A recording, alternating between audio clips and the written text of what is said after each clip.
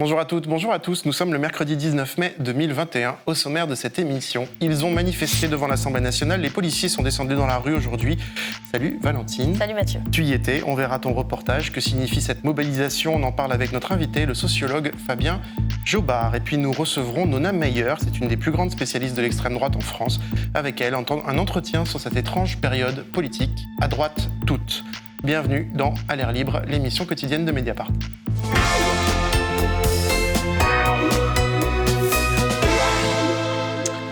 L'actualité du jour, c'est donc cette manif de policiers devant l'Assemblée nationale, je cite, rassemblement citoyen en soutien aux forces de l'ordre. Rassemblement dans un contexte où les policiers expriment leur mal-être face aux attentats dont certains ont été victimes à Magnanville ou Rambouillet, face à la violence, avec récemment un policier tué à Avignon, Éric Masson, ou l'affaire de Viry-Châtillon où des policiers crient au déni de justice, affaire où pourtant de faux coupables ont été fabriqués, comme l'a raconté récemment Mediapart. Dans un instant, on va plonger avec toi, Valentine, dans ce rassemblement. Mais d'abord, notre invité, Fabien Jobard, je le salue, bonjour. Bonjour.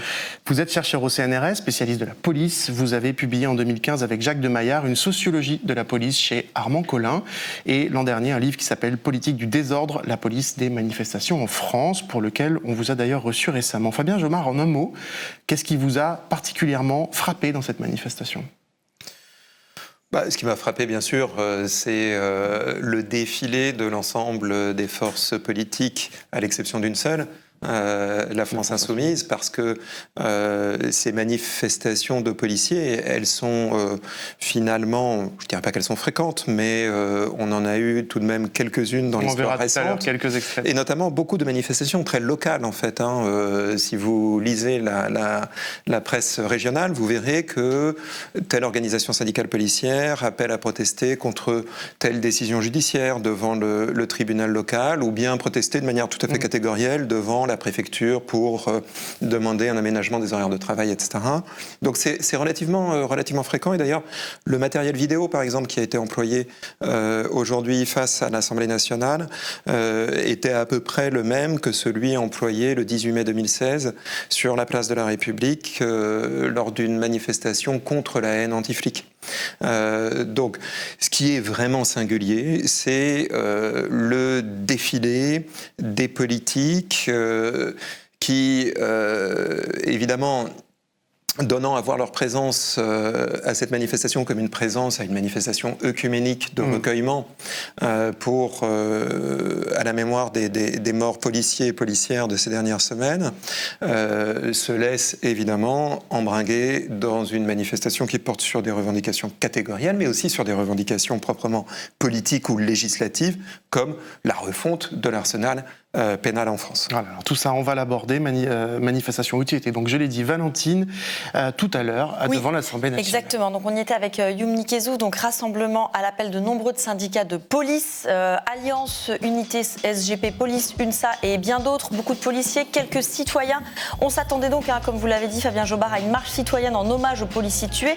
On s'est retrouvé au milieu d'un meeting intersyndical, gros dispositif avec un animateur, 2 écrans géants pour montrer notamment la violence que subissent les policiers à base de clips anxiogènes. On a alterné entre une ambiance de concert de rock avec des artistes annoncés comme des trophées. Je vous demande d'accueillir dignement Monsieur Gérard Lanvin. Il y avait aussi le rappeur Chaotique. Celle des femmes battues aujourd'hui, celle de ces hommes et ces femmes en uniforme veillant sur nos vies. Puis ambiance plus grave avec un policier blessé en service qui témoigne depuis son lit d'hôpital et une minute de silence pour clore la manif. Alors pour les chiffres, les organisateurs, la police donc disent 35 000 personnes. On en a, nous, constaté plutôt quelques milliers. Quels qu'ils soient ces chiffres, en fait, la démonstration de force, parce que c'est bien ça dont on parle, si on se place du point de vue des syndicats, elle est réussie, puisque, vous l'avez dit, absolument tout le spectre politique était présent, ou presque, on va y revenir. C'était donc un défilé à l'extrême droite du spectre, le RN, venu en nombre et de toute la France, Jordan Bardella en tête, bien accueilli par les manifestants. Bienvenue à tous, merci d'être là. En campagne pour les régionales en Ile-de-France, la tête de liste ne s'est pas fait prier pour défiler devant les caméras. Avec lui, les époux Ménard, Sébastien Chenu, Valrand Saint-Just, cachés par les caméras, Julien Audoul, Julien Sanchez, mais aussi Thierry Mariani, droite aussi, les députés Jean-Christophe Lagarde, Meyer Habib, mais aussi Laurent Wauquiez. Présents également des députés de la majorité et seul ministre présent, celui de l'Intérieur, Gérald Darmanin, flanqué du préfet de police de Paris, Didier Lallemand. Bain de foule d'une dizaine de minutes. Gérald Darmanin qui s'est quand même fait huer.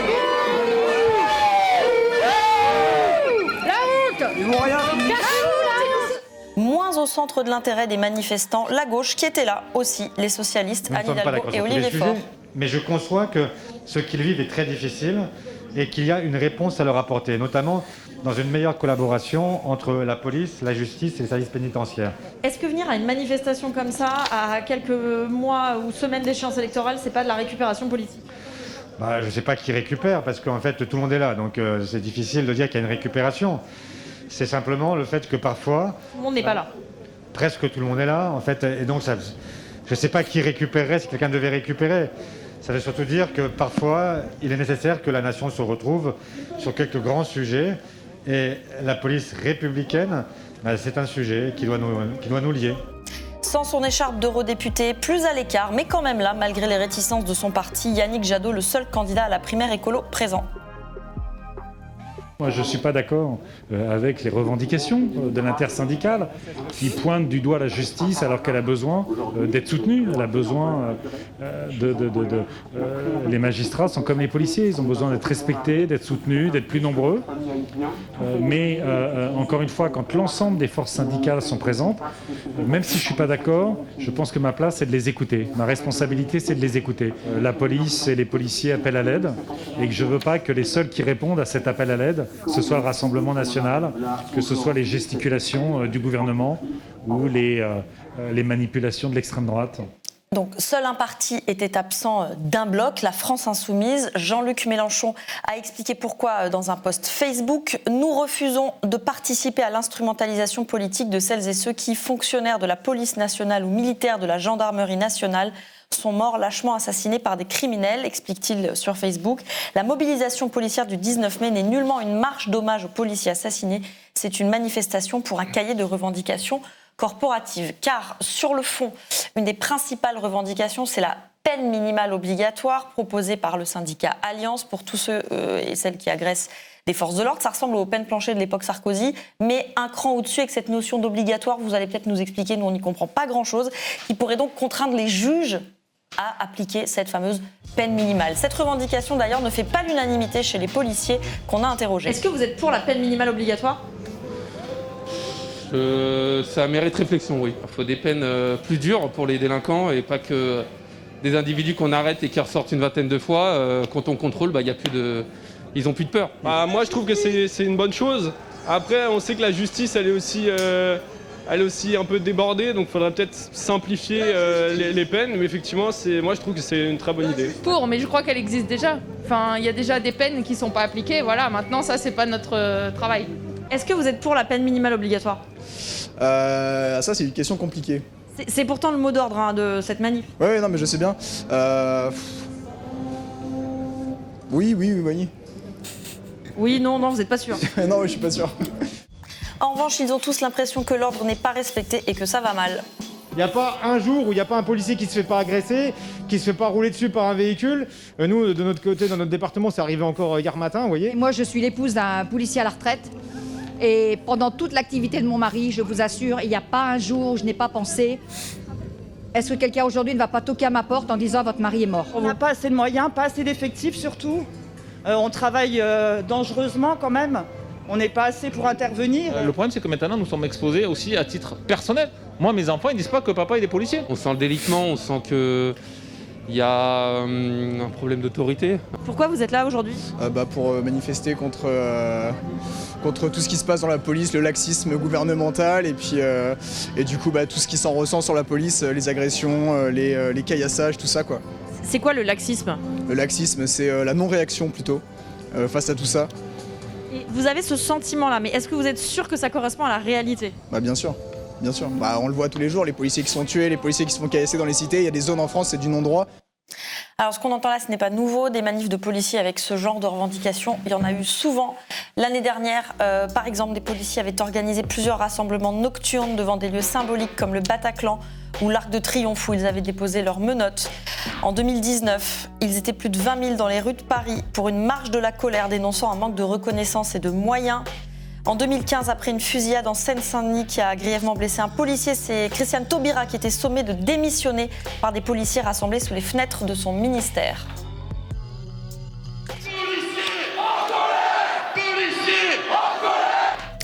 Il dénonce une justice laxiste. 30 ans plus tôt, même critique contre un autre ministre de la Justice, Robert Badinter, après une cérémonie d'hommage à 2 policiers tués par le groupe d'extrême gauche Action Directe. 2000 policiers manifestent place Vendôme.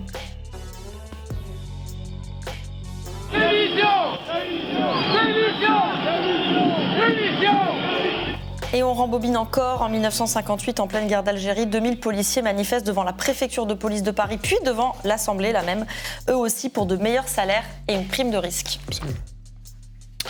Merci Valentine pour ce reportage et ce rappel historique. Fabien Jobard, on l'a vu, donc c'est pas la première fois qu'il y a des manifs de policiers. Vous l'avez dit aussi au début, les revendications sont souvent les mêmes, conditions de travail, reconnaissance, critique du laxisme de la justice. Alors, est-ce qu'on est dans une continuité ou est-ce que cette fois, il y a quelque chose de radicalement différent en dehors de la présence de tout ce spectre politique dont vous avez parlé ?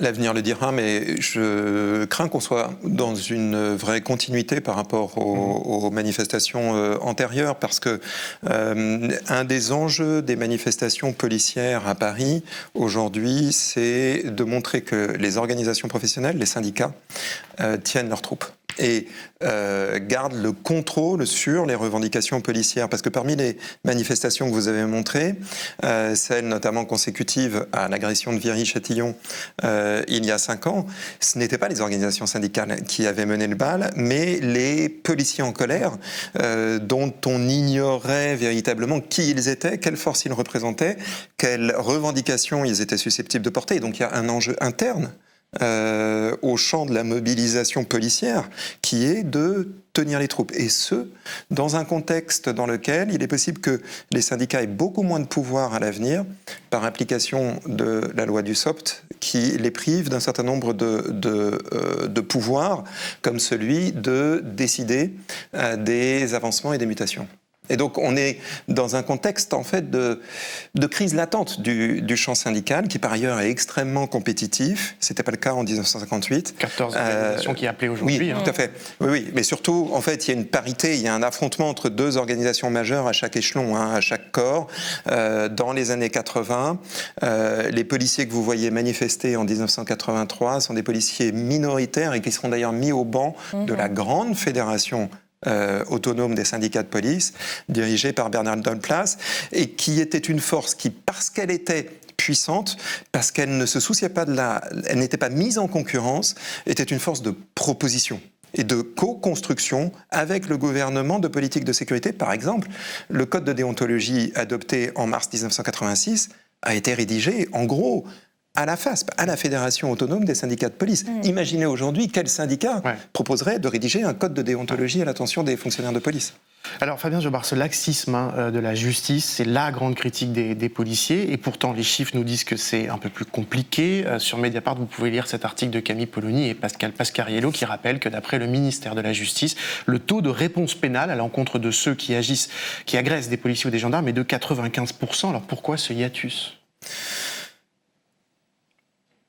C'est compliqué. D'ailleurs, vous voyez, je marque le même temps d'arrêt que le policier que vous avez interrogé, qui ne sait pas vraiment comment il peut nourrir l'argument de laxisme. Parce que j'ai eu beau leur opposer ces chiffres, ils ont quand même cette certitude qu'il n'y a pas la bonne réponse pénale et qu'elle n'est pas suffisante. Le taux de réponse pénale, en fait, c'est une espèce de label qui a été avancé par Nicolas Sarkozy à l'époque, parce qu'on ne classe plus sans suite aujourd'hui. On donne une réponse pénale. Mais cette réponse pénale peut être un rappel à la loi. Et les policiers détestent les rappels à la loi. Alors, évidemment, les rappels à la loi, lorsque l'auteur de l'infraction est auteur d'une infraction contre des policiers, mais de manière générale. Parce que ce qui se passe, c'est rappel à la loi, le procureur appelle l'OPJ, et l'OPJ dit aux mises en cause, eh bien, le procureur te rappelle à la loi. Pour les policiers, c'est un simulacre de justice.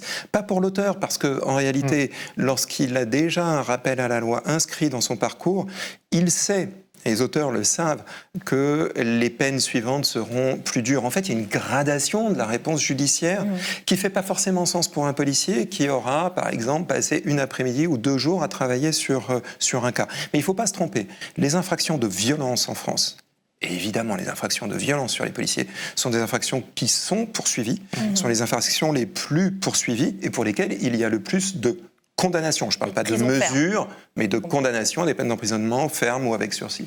Est-ce que les peines supplémentaires, donc que demandent ces policiers, qui est une demande par exemple de Xavier Bertrand, candidat LR à la présidentielle, qui est une demande qu'il porte beaucoup. Le gouvernement d'ailleurs envisage une période de sûreté portée à 30 ans pour les personnes condamnées à perpétuité pour un crime contre un policier ou un gendarme, pour essayer de répondre à cette demande. Est-ce que, voilà, soit les peines supplémentaires, soit cette mesure qui va être prise pour le gouvernement, ça va changer des choses? Est-ce que c'est utile? Est-ce que c'est nécessaire? Non, alors attendez. Des personnes qui sont condamnées à perpétuité pour une agression de policier, c'est une agression homicidaire, volontaire, sans doute avec préméditation ou bien en réunion. Si vous voulez, c'est quelques unités par an. Okay. Je ne veux pas dire par là que les événements auxquels on a assisté sont des événements négligeables. Mais on n'est pas aux États-Unis, on n'est pas au Brésil. En réalité, la violence mortelle sur les policiers, elle se compte dans un ordre de grandeur qui est de l'ordre encore de l'unité. Une dizaine, peut-être une douzaine par an. J'indique que dans les années 70, c'était 4 fois plus de morts en service par rapport au nombre de policiers. 4 fois plus, parce qu'à l'époque, la délinquance, c'était une délinquance qui s'exerçait à l'arme à feu, puisque la délinquance, la forme essentielle de la délinquance, c'était le braquage. Donc on tirait, et les policiers, effectivement, étaient 4 fois plus nombreux, en proportion de leur nombre dans la police, à mourir sous les balles des délinquants. Alors, selon le ministère de l'Intérieur, 18 policiers et gendarmes sont décédés en service en 2020, c'est les chiffres du ministère de l'Intérieur. Et puis il y a aussi autre chose qui semble exprimer, c'est le mal-être des policiers. On a des chiffres, 30 à 60 policiers qui ont mis fin à leur jour avec leur arme de service en 2020. Souvent, la moitié, c'est avec leur arme de service. Et puis d'autres indices du malaise qui semblent être du côté des conditions de travail. Donc, là-dedans, c'était pas le cœur des revendications du jour, mais est-ce que c'est pas ça aussi qui est exprimé? Bien sûr, bien sûr. Les conditions de travail, la reconnaissance par la hiérarchie. En réalité, lorsque vous rentrez dans les services de police, vous mettez pas longtemps à comprendre que ce sont des services extrêmement cloisonnés, avec des hiérarchies horizontales. L'aristocratie de la brigade anticriminalité et le prolétariat du quart police-secours, ça sont des choses qui, lorsque vous le ressentez tous les jours, eh bien à la fin ça pèse très lourdement sur sur la considération que vous vous portez à vous-même, et puis la hiérarchie verticale. Les commissaires de police aujourd'hui, pour des raisons d'économie, il y en a beaucoup moins qu'avant, sont des gens qui sont hauts fonctionnaires, hauts fonctionnaires, catégorie A+, qui dirigent des services immenses, qui ne sont plus du tout à même de comprendre le travail quotidien de leurs subordonnés. Donc effectivement, il y a un vrai malaise policier. Néanmoins, je ne serais pas étonné de voir que l'on quitte moins la police que l'on quitte l'éducation nationale, par exemple. Ouais. Parce que, en termes de rémunération par heure travaillée, les policiers sont beaucoup plus avantagés que ne le sont des professeurs d'histoire géo ou de français dans l'enseignement secondaire. Pour terminer, je voudrais vous soumettre cette phrase d'Éric Dupond-Moretti, le ministre de la Justice. Il dit « Peut-être que la délinquance n'augmente pas, mais la violence, oui, elle augmente. » Donc il y a ce sentiment que les chiffres peuvent dire que ça n'augmente pas, mais que la violence réelle sur le terrain, ce que disent d'ailleurs certains des gens qui ont été interviewés, elle augmente, en fait, et que ce n'est pas pris en compte par des experts comme vous, par exemple.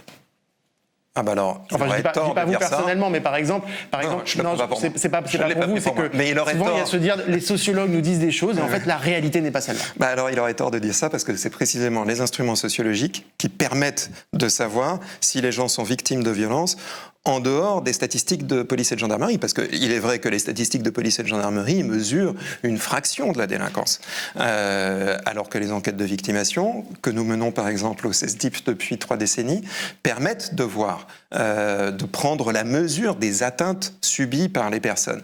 Et ces enquêtes, elles montrent que la violence se maintient, ne baisse pas, n'augmente pas, mais elle se maintient à un palier haut il est vrai que la violence a constamment augmenté depuis le milieu des années 80 jusqu'à la fin des années 90 et qu'on peine à la faire baisser. Aussi parce qu'il y a des violences nouvelles qu'on n'enregistrait pas avant, qu'on ne pensait même pas à qualifier de violence. Par exemple, tout ce qui relève de ce qu'on appelle dans les enquêtes, donc les violences sans contact, ou bien évidemment les violences à caractère sexuel, ou bien les violences dans le cadre familial. Parce que les policiers, quelles violences ils traitent principalement ? Ils traitent des violences les plus difficiles à voir, les plus difficiles à supporter, les violences sur enfants, les violences sur conjointes. Et ça pèse sur les armes individuelles. Si vous voulez, quand un policier entre dans la police, on lui dit « tu seras un héros, tu vas poursuivre le délinquant et le terroriste ». Et puis en fait, très vite dans la police, il se rend compte que sur les scènes de suicide, il arrive en premier. Sur les maltraitances sur enfants, il arrive en premier. Sur les femmes désespérées parce qu'il n'y a pas de solution, ils arrivent en premier. Et ça, bien plus que la violence dont ils peuvent être les victimes, ça pèse sur les policiers. Merci beaucoup, Fabien Jobard, chercheur au CNRS. Je rappelle votre livre paru en 2015, Sociologie de la police aux éditions Armand Collin. Merci à toi, Valentine. On accueille maintenant Nona Mayer.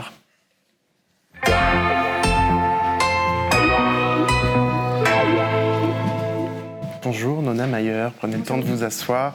Vous êtes directrice émérite de recherche au CNRS, ancienne présidente de l'Association française des sciences politiques et, je l'ai dit, une des plus grandes spécialistes de l'extrême droite.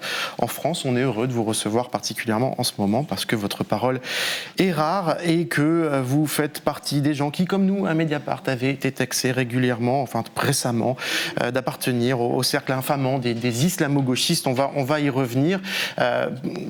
Ça nous dit beaucoup de l'ère du temps et on va en reparler justement. Alors tout ça, donc on va y revenir, mais d'abord un mot dans la suite de ce reportage de ce qu'a dit Fabien Jobard, à la fois le reportage et notre discussion. Qu'avez-vous pensé de cette manifestation ? Fabien Jobard a dit il y a un tournant là peut-être dans la participation d'une grande partie du spectre politique. Est-ce que c'est aussi le sentiment que vous avez eu ? Oui, en fait, c'est le symptôme d'un sentiment d'insécurité dans l'ensemble de la population. C'est pour ça que les politiques ont plus que d'habitude soutenu cette manifestation. On est dans une conjonction d'événements, d'incidents meurtriers et sanglants depuis l'assassinat, l'attentat contre un professeur, un enseignant décapité, Samuel Paty, toutes les violences contre des policiers dans l'exercice de leurs fonctions, des violences conjugales, une femme brûlée en pleine rue, tout cela fait bloc, amalgame, et on voit monter toutes les enquêtes. Je regardais avant de venir un sondage de IFOP Fiducial pour Sud Radio, il y a moins d'un mois, donc avant les incidents de Rambouillet ou d'Avignon, et dans lequel on voyait qu'en un an, l'enjeu, l'idée que c'est tout à fait prioritaire, oui. L'enjeu de la sécurité et de la lutte contre le terrorisme, mais aussi plus généralement la lutte contre la délinquance, avait augmenté de 24 points. On était passé de 46% de gens trouvant que c'était tout à fait prioritaire à 70%. Autrement dit, ce n'est toujours pas l'enjeu numéro 1. Le plus prioritaire, c'est la santé en période de Covid et l'éducation. Donc on est à 86 et à 76. Mais là, on est monté à 70, de 46 à 70. Donc il se passe véritablement quelque chose. Et quand on regarde ensuite dans les coins, qui a le plus ce sentiment d'insécurité ? On voit que c'est paradoxalement les hommes, plus que des femmes, que ce sont des personnes âgées, plus que les jeunes, mais surtout la dimension politique est fondamentale. La France insoumise, il n'y en a que 46% à mettre cet enjeu au premier plan, tandis que quand on va du côté du Rassemblement national, ils sont 80%. Et là, ça nous dit quelque chose. On est en période électorale, on va avoir le vote au régional. On voit clairement, et surtout dans moins d'un an, on a l'élection présidentielle. Or, cet enjeu sécuritaire, il est très important. Marine Le Pen, elle a deux enjeux sur lesquels on considère qu'elle peut faire mieux que les autres partis. C'est l'immigration et c'est la sécurité. Et on voit qu'en 2002, Jean-Marie Le Pen est passé devant Lionel Jospin à la surprise générale au premier tour à 200 000 voix près. Pourquoi ? On a décortiqué les causes. Parce que c'était cet enjeu sécuritaire, parce qu'il y avait eu une conjonction de faits divers sanglants, parce qu'il y avait Papivoise... Dont un dernier, 3 jours avant l'élection, Papivoise agressé à Orléans chez lui. Exactement. Donc tout cela avait fait monter la préoccupation sécuritaire et avait entraîné une proportion non négligeable de l'électorat de la droite conservatrice à voter au premier tour pour Jean-Marie Le Pen, pensant qu'il ne serait jamais élu, qu'il n'avait aucune chance, qu'il ne voulait d'ailleurs pas qu'il le soit, et que de toute manière, Jacques Chirac serait élu. Donc, on peut avoir ce genre de choses. Alors, on va sans doute, je pense que vous allez m'interroger sur Marine Le Pen. On va y arriver. Je voudrais d'abord vous soumettre cette phrase de Gérald Darmanin, ministre de l'Intérieur, qui considère que Marine Le Pen est trop molle. Justement, aujourd'hui, dans l'Express, regardez cette phrase, ça m'intéresse de vous la soumettre. On lui parle du sentiment d'insécurité, il répond « Moi, j'aime beaucoup les enquêtes de victimisation et les experts médiatiques, mais je préfère le bon sens du boucher charcutier de Tourcoing.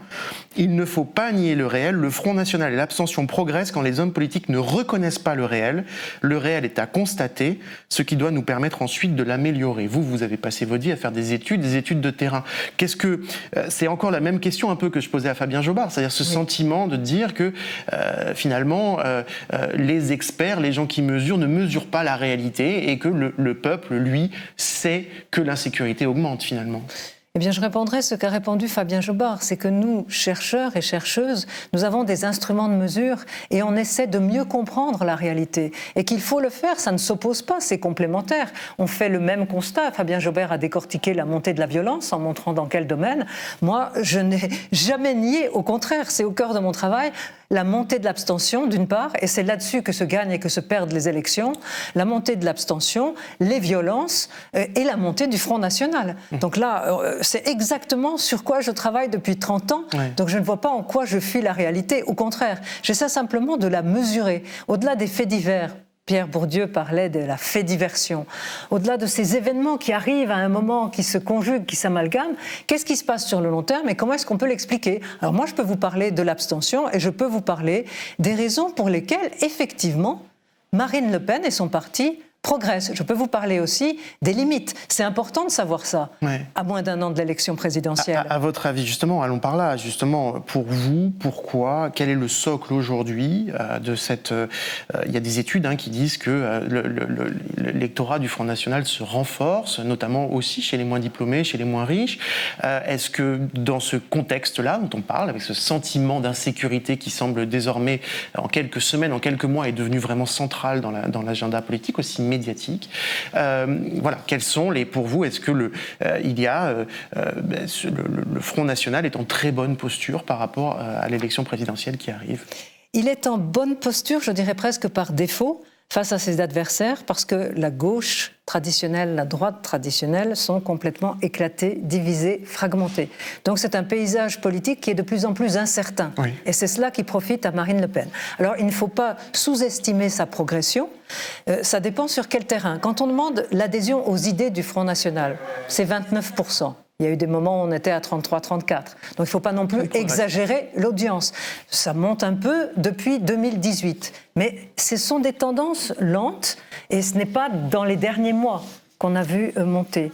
Elle est surtout, sa stratégie de dédiabolisation a assez bien fonctionné jusqu'à un certain point. C'est-à-dire, elle fait moins peur.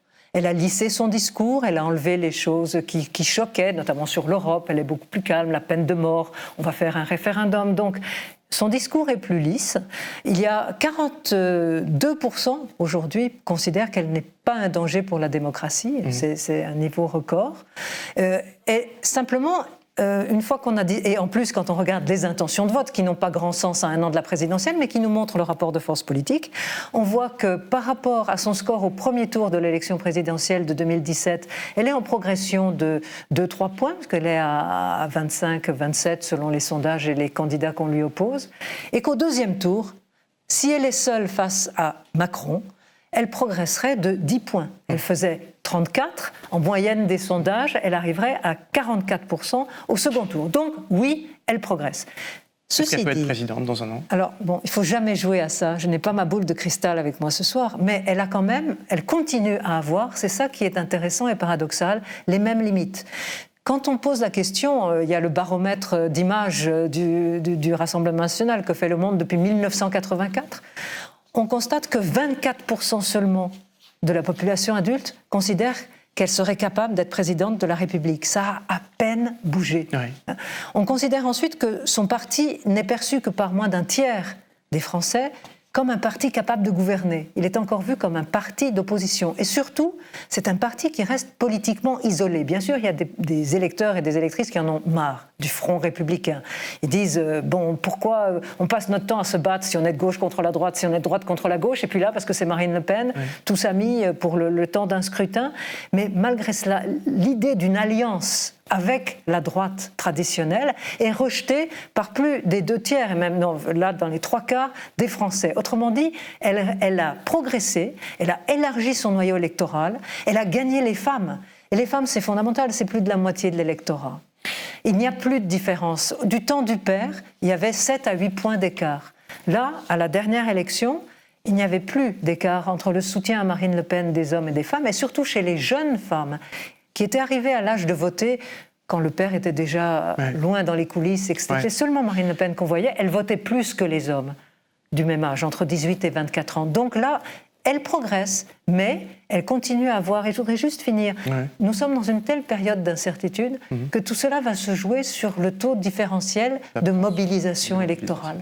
Et elle peut gagner par défaut si certains à gauche et à droite, mais c'est à gauche, disent non, moi j'en ai assez de voter pour Emmanuel Macron, même si Marine Le Pen est là au second tour. Vous avez dit, vous travaillez aussi, vous êtes membre de la Commission nationale consultative des droits de l'homme, vous faites des études autour de la question du racisme tous les ans, et je crois que la prochaine est prévue pour le mois de juillet, vous êtes en train de la finaliser. Et dans le cadre de ce travail, vous dites souvent, nous sommes en fait cette période dans laquelle nous sommes, c'est aussi un malaise identitaire. Alors, en quoi est-ce que c'est lié à cette question des discriminations ? En quoi la question des discriminations, le fait qu'on parle des discriminations, ou peut-être même d'ailleurs des violences policières que subissent plus particulièrement certaines catégories de population, nourrit peut-être soit la colère, soit la montée du Front National. Est-ce que vous voyez un lien dans cette période-là ? Je crois que vous avez mélangé là beaucoup de choses. Et en fait, le malaise identitaire, c'était une expression que j'utilisais pour des personnes comme l'Observatoire du décolonialisme, qui sont en train de critiquer beaucoup de nos travaux, beaucoup de recherches, pas seulement moi, de recherches qui portent sur les préjugés, les discriminations, sur les inégalités, et qui mettent un peu dans le même paquet utiliser le mot islamophobie, utiliser le terme d'intersectionnalité. Toute cette querelle me semble montrer le refus, une certaine dénégation des inégalités croissantes dans la société, qui ne sont pas seulement des inégalités de classe sociale, qui sont les inégalités, les discriminations faites aux femmes, faites aux personnes en raison de leur origine et aussi de leur religion. C'est-à-dire on ne veut pas voir ? Peut-être que c'est cela qui gêne dans le rapport annuel de la CNCDH, c'est que nous mettons le doigt sur ce qui fait mal. Moi, je ne travaille pas sur les discriminations, mais les rapports du défenseur des droits et maintenant de la défenseuse des droits montrent très bien qu'il y a des discriminations et qu'on n'est plus discriminé quand on a une couleur de peau foncée ou quand on a certaines religions. Donc moi, je travaille sur les préjugés avec toute une équipe à la CNCDH, et peut-être que certains n'ont pas envie de voir qu'en France, comme dans tous les pays, il y a des préjugés, et que ces préjugés sont liés à l'origine, à la couleur de peau et à la religion. Et là où je parlais de malaise identitaire, c'est dans le refus, peut-être, de voir que quand on est une femme, quand on est gay, quand on est d'une autre origine, d'une autre religion, qu'on peut être discriminé et rejeté. Ça nous amène à cette polémique qui a pu vous concerner. Vous étiez candidate pour la présidence de Sciences Po et il y a eu un certain nombre de textes, notamment donc, de ce fameux observatoire du décolonialisme dont vous avez parlé, constitué de chercheurs, mais qui travaillent sur différents thèmes, qui vous ont taxé ces textes d'islamo-gauchistes. Alors notamment parce que la CNCDH, avec laquelle vous travaillez, utilise régulièrement le terme d'islamophobie, donc peut-être un petit peu en parler. C'est allé quand même très loin, tout ça, parce que sur le site de ce fameux observatoire du décolonialisme, en date du 23 avril, Pascal Perrineau, donc qui est directeur du CEVIPOF de Sciences Po, qui était candidat lui aussi à la présidence de Sciences Po, a eu en note de bas de page cette phrase, finalement vous concernant d'une certaine façon, pour ces universitaires, la haine des Juifs a laissé la place à l'islamophobie. On va très loin, autrement dit, vous auriez oublié la réalité de l'antisémitisme pour l'islamophobie, privilégiant désormais donc, cette question de l'islamophobie. Comment avez-vous vécu cette attaque? Vous en avez assez peu parlé. Vous parlez même d'une campagne. Je l'ai très mal vécu, c'est la phrase qui m'a le plus choquée et qui m'a fait le plus mal, parce que c'est un collègue, Pascal Perrineau, parce qu'on a écrit des bouquins ensemble, parce qu'il a été le directeur du Cevipof. Et je n'ai pas compris cette attaque, et c'est ça qui m'a décidé à écrire, venant après, ça a commencé le 11 mars, les attaques. Je voudrais réagir parce que tout cela est faux. Il a attaqué moi et Vincent Tibéri, puisqu'il est dans la même équipe de la CNCDH. Nous n'avons jamais minimiser l'existence de l'antisémitisme. J'ai passé les 30 dernières années à travailler là-dessus et à dire attention, l'antisémitisme est toujours là. Et en particulier les vieux stéréotypes au nom desquels on peut tuer parfois, qui est les Juifs ont trop d'argent. C'est pour cela que mort Ilan Halimi. Donc je ne dis pas du tout que l'antisémitisme disparaît et que la nouvelle victime ce sont les musulmans et que l'islamophobie a remplacé l'antisémitisme. Je dis simplement qu'il faut regarder l'ensemble des préjugés parce qu'il y a souvent des corrélations entre eux. Du côté de la population majoritaire, ceux qui adhèrent à ces stéréotypes antisémites ont tendance aussi à rejeter les musulmans, les noirs, les roms. Oui. Donc il faut replacer les préjugés, chaque préjugé est spécifique. Et l'antisémitisme plus que tous les autres, puisque nous sommes à si peu de temps de la Shoah et de l'Holocauste. Donc il est hors de question de minimiser l'antisémitisme. Mais on ne peut pas refuser de voir l'ensemble des préjugés dans lesquels il s'inscrit. L'autre chose que l'on disait, qui a peut-être choqué, c'est qu'il y avait une hiérarchie des préjugés. Elle n'est pas spécifique à la France. On la retrouve à travers toute l'Europe. Ceux qui aujourd'hui sont les mieux acceptés, et même dans nos entretiens qualitatifs cités comme une minorité modèle, ce sont les Juifs. C'est pas le problème, les Juifs. Les Juifs, ce sont les immigrés, les étrangers, les musulmans. Ce sont eux les mieux acceptés. Et en bas de l'échelle, il y a les Roms. Ça, c'est la deuxième chose qui a choqué. Enfin, je fais une différence fondamentale entre les opinions et les actes.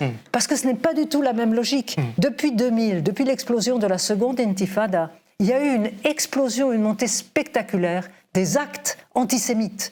Et ça, je le dis, et une bonne partie de ces actes, de ceux qui ont conduit à la mort, une douzaine de morts, il y en a 8 qui sont liés au djihadisme, ça, on en parle, mais ce n'est pas la même logique que les préjugés. Et il faut étudier les deux. Les préjugés, historiquement, envers les Juifs, sont en baisse, sauf ce socle de stéréotypes liés à l'argent et au pouvoir, tandis que les actes antisémites, ils progressent. Donc, je refuse obstinément, je suis choquée qu'on puisse considérer que je minimise l'antisémitisme. J'essaie de mieux le comprendre.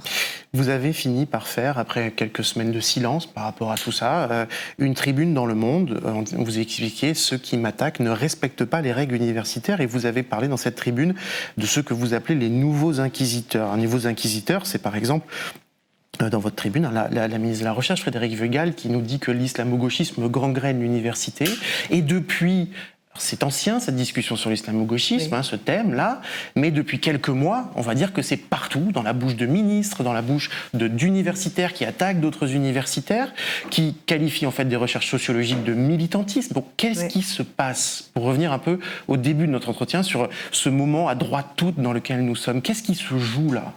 Il y a une crispation très spécifiquement française autour de la laïcité, des conceptions différentes de la laïcité qui s'affrontent, et une vraie polarisation autour de la place de l'islam dans la société française. C'est pas seulement l'islamisme, parce que tout le monde est d'accord pour condamner les attentats djihadistes. Le problème, c'est la place de l'islam, l'image de l'islam sur lequel il y a l'ombre du terrorisme et du fondamentalisme. Donc c'est ça le malaise.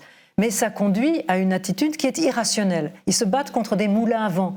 L'islamo-gauchisme, c'est un concept qui a été forgé par Pierre-André Taguieff, avec qui j'échange très librement, sans anathème. Il l'avait forgé en 2000, au moment de la seconde intifada, dans un contexte très particulier, où il montrait des convergences idéologiques autour de la cause palestinienne entre des islamistes et des petits groupuscules d'extrême gauche. Aujourd'hui, sous la bouche de notre ministre de tutelle, Frédérique Vidal, on voit voisiner antiracisme, féminisme, décolonialisme, intersectionnalisme. Ça n'a plus aucun sens. C'est devenu un fourre-tout idéologique. Et le vrai problème, il faut se battre contre les choses qui comptent. Il y a deux choses contre lesquelles il faut se battre. contre le terrorisme, contre les réseaux djihadistes, contre ce qui se passe sur les réseaux sociaux. C'est pas à l'université française qu'on apprend à devenir terroriste. À l'université française, on apprend à déconstruire les idéologies et à essayer d'abandonner une posture militante pour essayer de comprendre ce qui se passe. Et la deuxième chose pour laquelle il faut vraiment se battre, c'est contre les préjugés, parce que ça pourrit la vie de tout le monde. Donc c'est ça qu'il faut faire, et je critiquais effectivement ces attaques de l'Observatoire, parce que je trouve qu'elles se battent contre un ennemi imaginaire au lieu de se battre contre les vrais problèmes. Et ce n'est pas les mots. On a parlé beaucoup d'islamophobie, vous disiez tout à l'heure.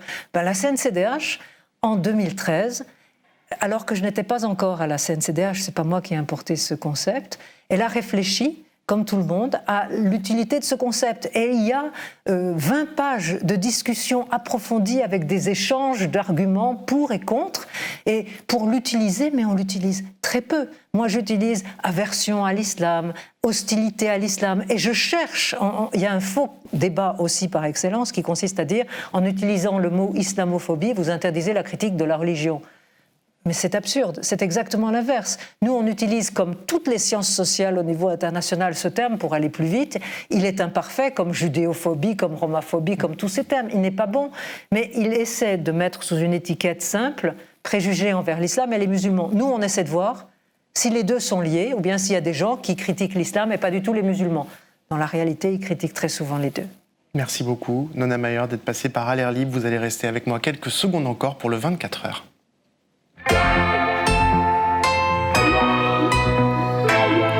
Si vous n'avez pas lu Mediapart depuis 24 heures, séance de rattrapage. D'abord, alors que les terrasses, rouvrent en France. Cet article de Rosen Le Saint qui s'est penché sur le cas espagnol. Madrid a gardé ouvert, même le soir. Terrasses, restaurants, cinéma depuis février. La vigilance sur la circulation du virus et la ventilation intérieure sont des clés pour se préserver d'une 4e vague. De son côté, Ilyes Ramdani se réjouit du retour de Karim Benzema en équipe de France de football. Un retour après 5 ans d'absence qui fait primer les critères sportifs sur les débats identitaires et politiques. À la bonne heure, en lien avec notre émission. Enfin, Romaric Gaudin se penche sur l'externalisation des services publics, en clair le recours à la sous-traitance. Une note du collectif de hauts fonctionnaires Nos services publics produit une image précise du phénomène et les conséquences sont absolument considérables, nous dit Romaric. Voilà, À l'air libre, c'est fini pour aujourd'hui. Bonne soirée, en terrasse donc ou pas. À demain, même heure, même endroit.